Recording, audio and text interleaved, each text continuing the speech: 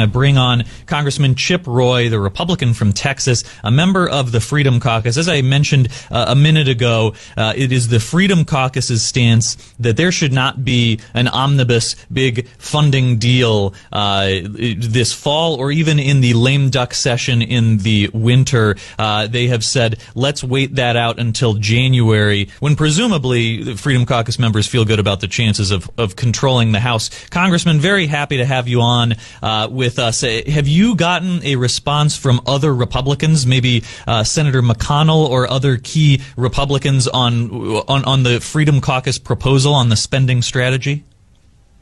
Well, we've certainly had a response from a number of our colleagues who certainly agree that we need to prevent, that is, reject any Democrat efforts to jam through a massive omnibus bill or put even a continuing resolution into a lame duck. And for the average listener out there, these are inside the Beltway terms.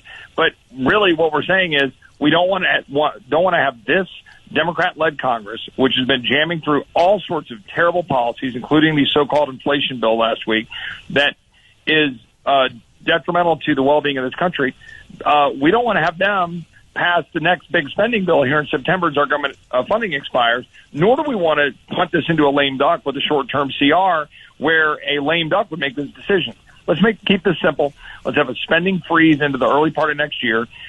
We should be freezing spending anyway because of the rampant inflation, which then, of course, leads to the second point of what we're saying, which is that we ought to be reducing spending generally. So if Republicans are given the power in the House, we should be focused on reducing spending to the pre-COVID bloated spending levels next year. So what are the chances, and of course I think a lot of observers still think the Republicans probably have the edge in the overall House race in the midterms, but let's say, okay, Republicans take the House, maybe even the Senate. These kinds of funding deals need 60 votes in the Senate. They need the president's signature. What more can you really get if they need to be bipartisan anyway? Or would you just want a CR, a continuing resolution for the rest of the year to limit whatever damage you may think Democrats would accomplish? Well, I always view this through a pretty simple lens. We have a job. Our job as members of the House of Representatives, we have the power of the purse. It's the predominant thing the founders gave us as the body closest to the people. We are supposed to spend it appropriately. That's what we're supposed to do. We have not been doing that. Either side of the aisle, by the way. But my Democratic colleagues are jamming through to the American people massive spending bills, driving up inflation. They're constricting energy, driving up inflation, raising the price of gas, raising the price of electricity. They are leaving our border wide open where Texas is exploited. They are mandating vaccines and forcing members of our military to get fired or lose their job. And they are doing all of this while blowing the lid off of our debt and spending and funding bureaucrats who are targeting Americans, including now 85,000 IRS agents. So, yeah, do I think we ought to pick a fight on those things? You're damn right I do. And I think we ought to stand up in front of the American people and say, this is what we stand for. We stand for actually restoring fiscal sanity and restoring the sanity to our policies on the border, on the vaccines, on our energy policies, and stop funding these bureaucrats that are targeting the American people. So, I don't know. We can all play games about bipartisan bills and what we need to try to do, but our job is to go up there and stand up and fight. Our job is to go stand up and to tell the American people we're going to fight for them.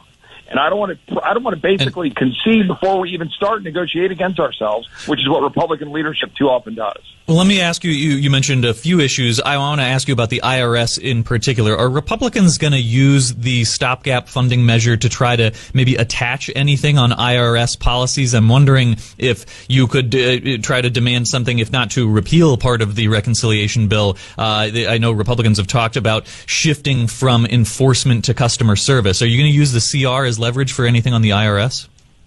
Yeah, I mean, I certainly think that's something that's possible. I mean, now to your point in terms of functionality, are we going to get something like that accomplished in September, given that they just passed this bill and signed it?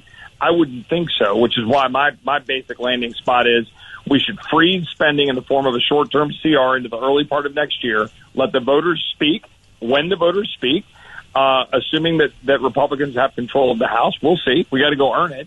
Then we come in, and then we'll lay out the priorities as the people's representatives running the House. We'll lay out the priorities, send them to the Senate and to the President. if they can get through the Senate. We can have that debate. But one thing I'd say about the IRS agents is it's not about moving this stuff around. I want everybody to understand this. $13 billion is your current annual IRS budget. They just upped that $8 billion a year in mandatory spending to hire more agents. So I think we ought to go hack the discretionary side of the budget and say you're going to use that $8 billion to go do your job in the IRS and not go hire more agents to harass American people for revenue. Okay, so that's one goal you have for next year. Also next year, I'm curious about the deadlines. It looks like there will be a debt limit deadline next year. Bipartisan Policy Center says maybe third quarter of next year. What should Republicans do around that? Are there demands they should make in exchange for raising or suspending the debt limit? Yeah, absolutely. I mean, look, the debt limit is people always talk about we need a balanced budget amendment. Well, if you can't use the fact that we have a debt ceiling requirement to actually force fiscal sanity, then I'm not sure what you want out of a balanced budget amendment. That's our job, right? And so I think we should tie fiscal sanity provisions to that and say that you're not going to get a debt ceiling increase unless we can agree to, for example, I'm just making this up a little bit on the fly, pass a budget that balances within 10 years and appropriate to that balanced budget and right. Put in place some sort of provisions that will require us to get inside those lanes and do our job. All right, now you can actually say that maybe we should increase the debt ceiling. But if we're not going to actually do our job, then why would we say we should increase the debt? Right. Congressman Chip Roy, really happy to have you on.